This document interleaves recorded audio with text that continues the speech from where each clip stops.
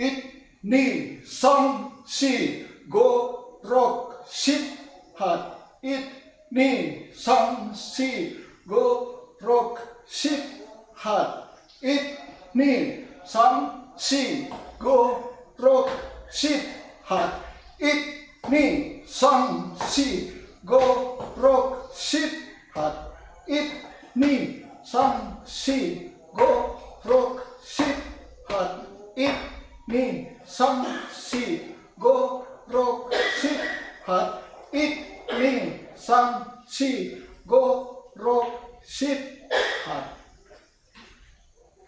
Ini kebiasaan waktu saya di sekolah, saya pimpin itu istilah masa itu, masa Jepang, radio Taisho.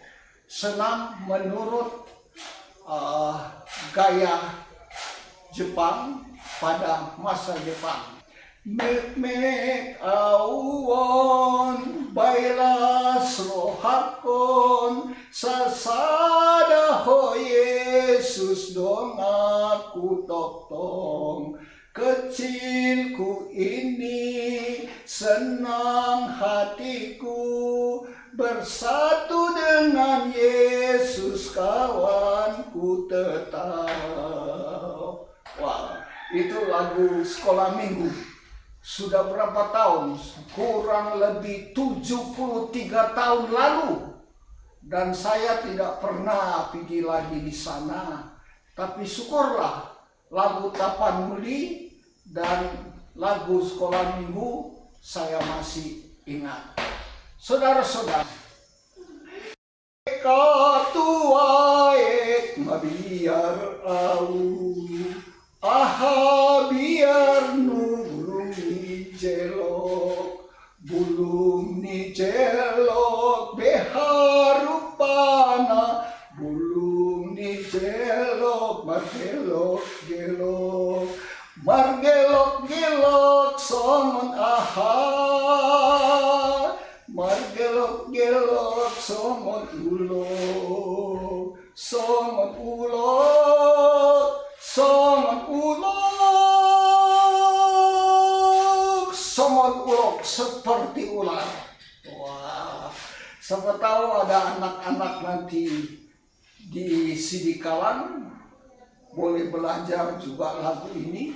Saya mau ceritakan suatu peristiwa yang memberi kesan untuk saya sampai sekarang. Sesuai dengan judul kita sini, kesan-kesan di kota Sidikalang. Kesan apa semua? Pertama, kesan saya sekolah di sana. Kedua, kesan saya jadi buta di sana. Waktu jadi buta, rasanya peristiwa itu tidak pernah saya lupa. Sebab mama, kakak saya nama Nona menangis. Begitu juga saya. Dan akhirnya peristiwa ketiga, kami berpisah dengan kakak saya Nona ada di Sidikalang. Berpisah ada di Sidikalang. Yaitu tanggal 5 Juli, hari Rabu jam 7 pagi tahun 1947 kami berpisah. Saya dengan mama harus pergi. Pergi karena apa?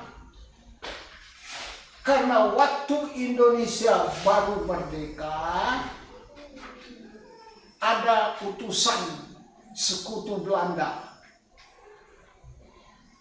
masuk di Sidikalang, lalu cari itu bekas-bekas militer, bekas-bekas kenil. Kalau waktu itu TRI Indonesia itu, Tentara Republik Indonesia, sebut Belanda itu Nika. Saya kurang tahu dia punya arti nikah. Nah, saya punya papa, utusan nikah datang, mau jadi tentara Belanda lagi atau sudah tidak. Saya punya papa sebagian besar bekas kendil bilang ada. Ini utusan bilang, kalau mau kamu pergi sendiri, kami tidak jemput. Keputusan saya punya papa harus berangkat di daerah Belanda. Saya punya papa dengan Sersan Simamora. Saya tidak lupa. Mereka berdua jalan kaki dari Sidikalang pergi di Danau Toba di Pulau Samosir. Karena perbatasan Indonesia ada di Laut Danau Toba, ya, di Samosir masih Indonesia. Jadi kalau mau pergi Belanda naik perahu saja, pergi di sebelah di Prapat, di situ daerah Belanda. Saya punya ayah ke sana. Ya, kami keluarga tinggal di Sidikalang. Saudara-saudara, berbulan-bulan, sudah 1 tahun kami belum bisa menyusul.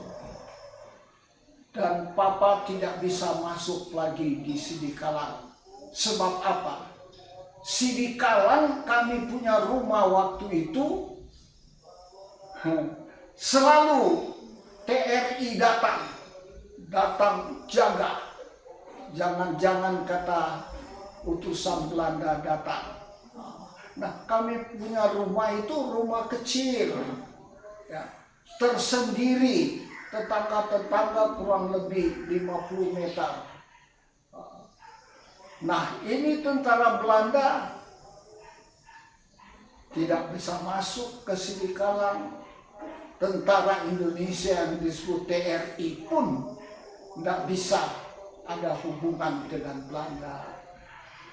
Nah, waktu tentara Indonesia yang disebut TRI 1 regu hampir tiap hari pergi di Batangbruk, di lokasi rumah kami. Mereka banyak kali duduk di aspal di jalan kalau sudah jauh berbaris sampai di lokasi depan kami punya rumah. Mereka duduk-duduk di situ.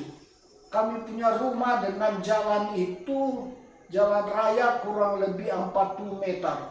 Cukup jauh juga. Dan di depan tempat kami tinggal banyak pohon-pohon nangka. Ketika tentara Indonesia duduk di situ sambil menyanyi, saya pergi ke situ dekat mereka. Dorang tidak mau marah. Dekat mereka, dorang tidak mau marah.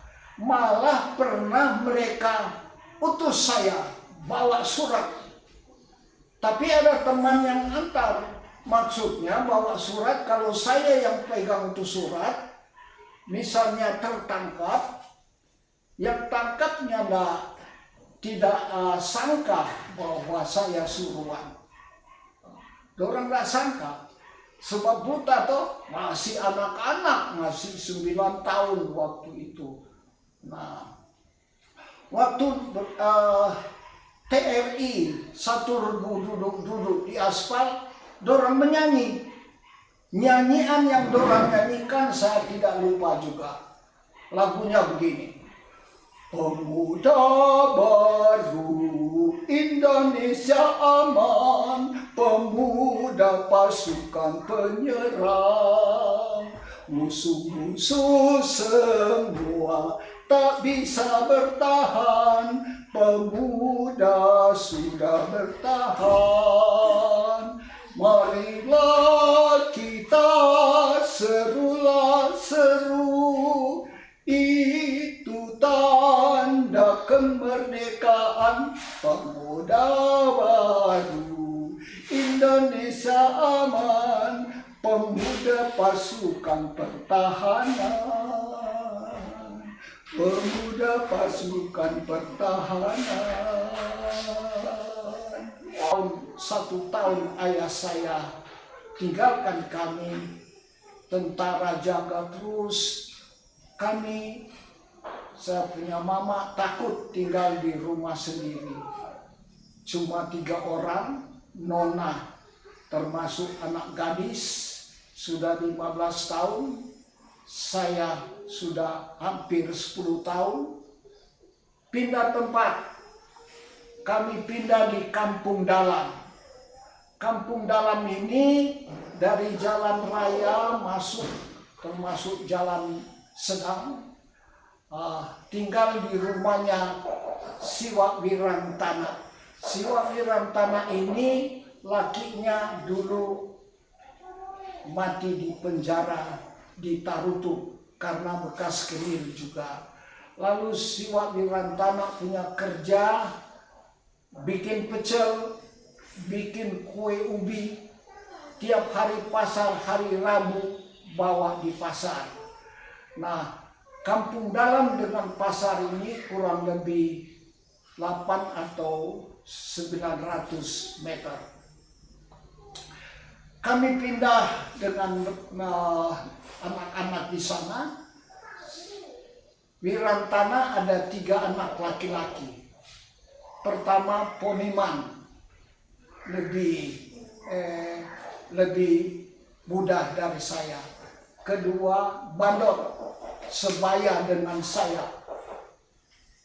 Ketiga yang lebih tua, Ngatemen. Kami 3 tidur satu kamar, dan sesuatu apa yang kami buat, kami banyak kali bikin perangkap burung gemek atau lote. Saya ikut kerja, saya boleh bikin biar saya sudah buta. Nah di sana saya kalau biar buta nggak perlu diantar, tahu semua karena waktu melihat ada di sana. Selama tinggal di sana, akhirnya apa?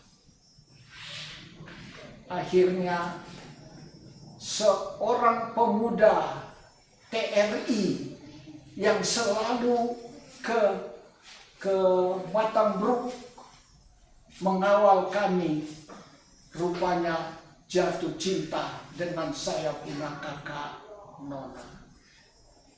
Pergi-pergi di rumah, wah, rupanya nona sambut juga. Nona terima lamarannya. Di saat-saat itu saya punya papa yang berada di Pematang Siantar, jaga itu Farnes rumah penjara. Rumah penjara bukan rumah penjara untuk orang-orang mencuri, enggak. Rumah penjara itu tawanan-tawanan Jepang, yaitu kebanyakan tentara Belanda yang Jepang tawan. Saya punya papa waktu ditugaskan kembali oleh Belanda jaga di situ. Papa bikin surat dengan bahasa Tontemboan supaya tidak ada orang bisa baca. Lalu kirim dengan kurir bawah. Tiba sama mama baca, mama bilang, torang mesti berangkat. Akhirnya mama sewa sado itu bendi atau apa itu? Kereta yang ditarik oleh kuda toh. Kami naik itu, datang di Simpang 3, kira-kira 10 kilo dari Sidikalang. Simpang 3, Jalan Tarutung, belok ke Danau Toba. Wah, kami tertangkap. Nggak bisa tebus. Nah, kami bertiga, mama, nona, dan saya di sadu. terpaksa pulang, memang tidak bisa terus. Serta pulang, Nona sedih sekali karena kerinduannya untuk pulang Manado sangat tinggi. Ya, tapi waktu itu tidak jadi. Dengan kesedihannya, akhirnya konsentrasinya untuk ia dengan pemuda tentara Indonesia ini sangat tinggi. Saya tidak lupa namanya, kalau salah maaf saja, dipanggil-panggil Osen. Itu Batak Mandailing.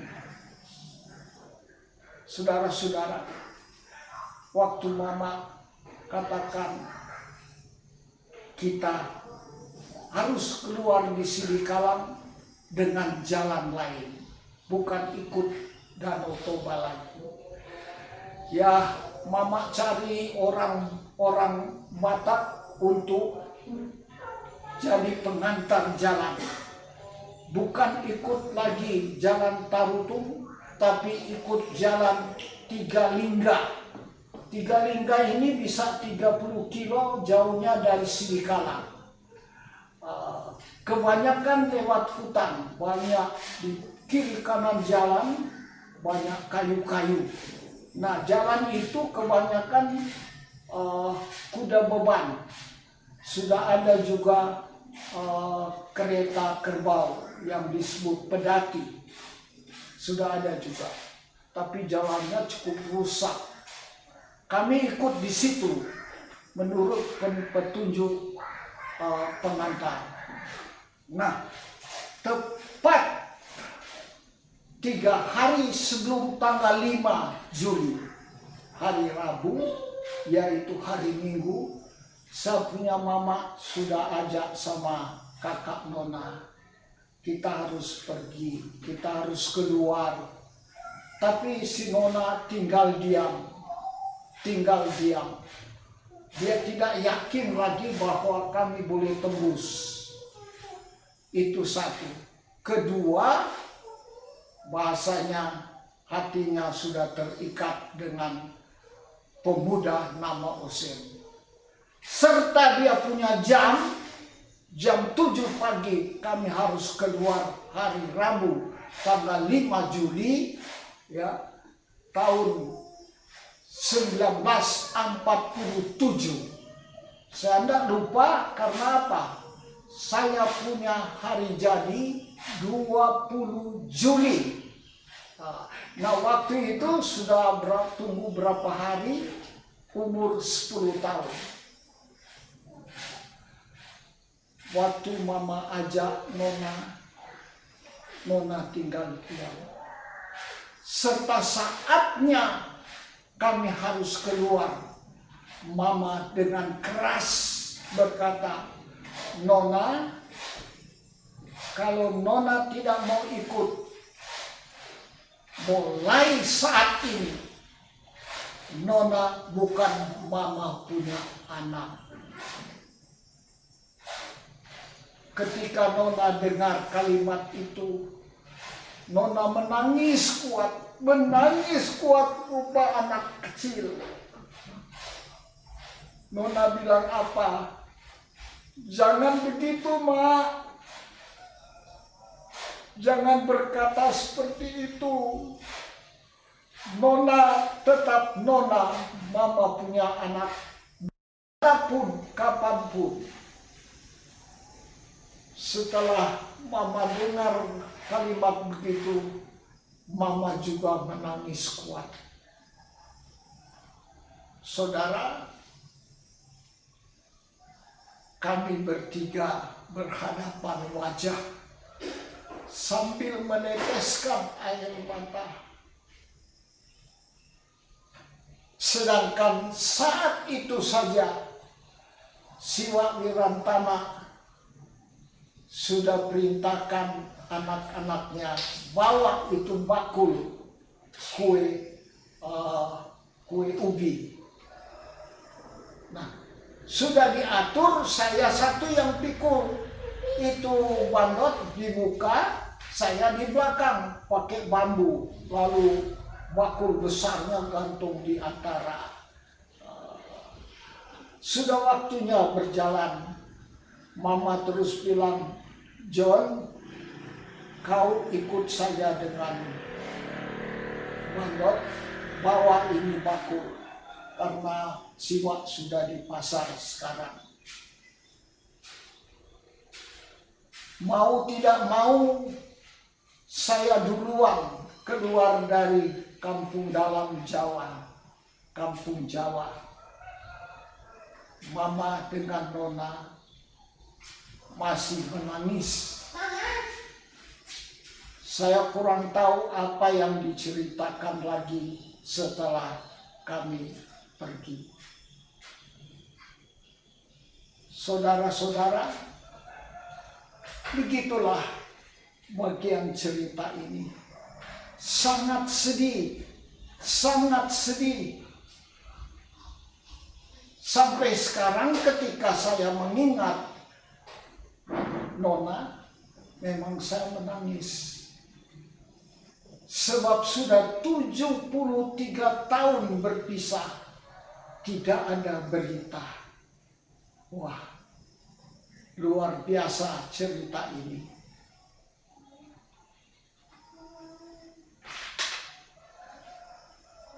Untuk itu, saya mau kalimatkan sebagai syair yang saya beri judul Syair Tangis Bermada Manis. Syair tangis bermada manis. Kalimatnya begini. Nona, kaulah kakakku yang tak pernah aku lupa. Setiap aku mengingat engkau, pasti aku menangis. Aku menangis. Lalu bermada, berkata-kata dalam hatiku, masih hidupkah kau sekarang? Mama, papa sudah tiada. Aku sangat rindu, kiranya diperkenankan Tuhan kita boleh berjumpa. Aku teringat yaitu pada jam 7 pagi hari Rabu tanggal 5 Juli tahun 1947, suatu peristiwa sedih kita alami. Kini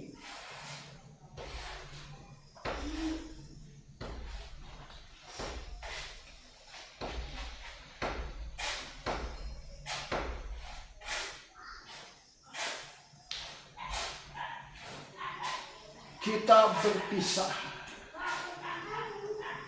Saat itu kita bertiga berhadapan muka sambil meneteskan air mata. Rasanya perpisahan waktu itu, perpisahan sampai mati. Perpisahan sampai mati.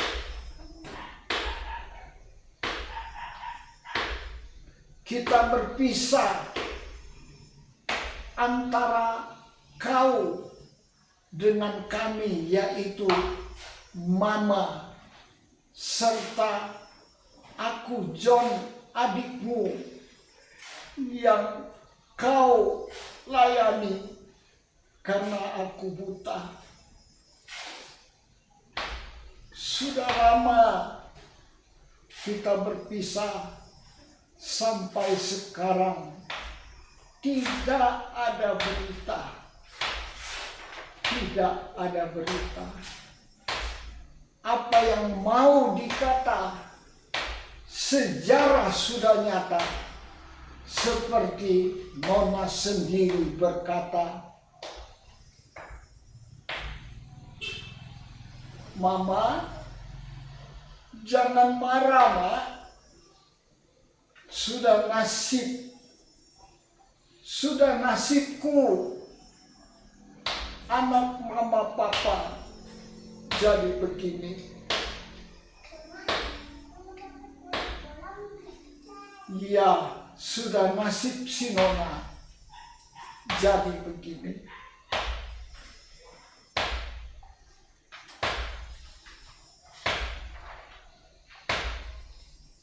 Saudara-saudara, begitulah suasana pada waktu itu. Kesan-kesan di kota Sidikalang.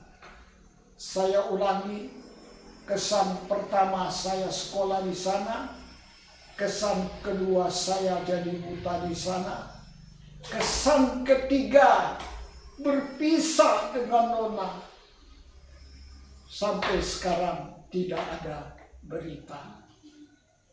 Ya, sampai sekarang tidak ada berita. Saya mau nyanyikan satu lagu yang saya karang dari tahun 61. Lagu kor, tapi hanya satu suara di akhir.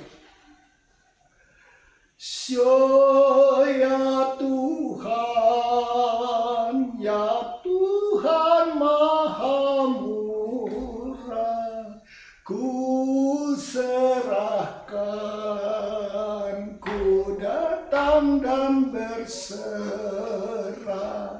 naf hidupku, tubuhku dan jiwaku kepada tanganmu, ke dalam naunganmu ku berseru, dengar seru doaku, pimpinlah terus tanganku, pegang teguh-teguh dengan kuat kuasa-Mu sampai tiba ajalku. Saya ulangi lagi.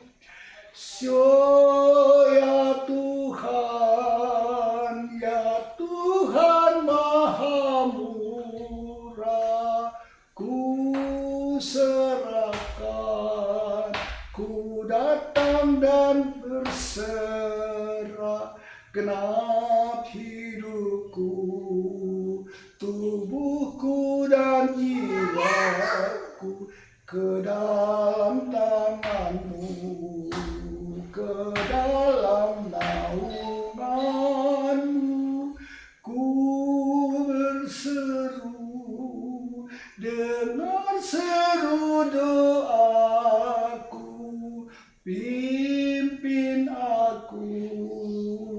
pimpinlah terus tanganku, pegang teguh-teguh dengan kuat kuasa-Mu sampai tiba ajalku. Mazmur 56 ayat 9 berkata begini, sengsaraku Engkaulah yang menghitung-hitung, yang menghitung-hitungnya. Air mataku kau taruh ke dalam kirbatmu. Begitulah kesaksian untuk kali ini.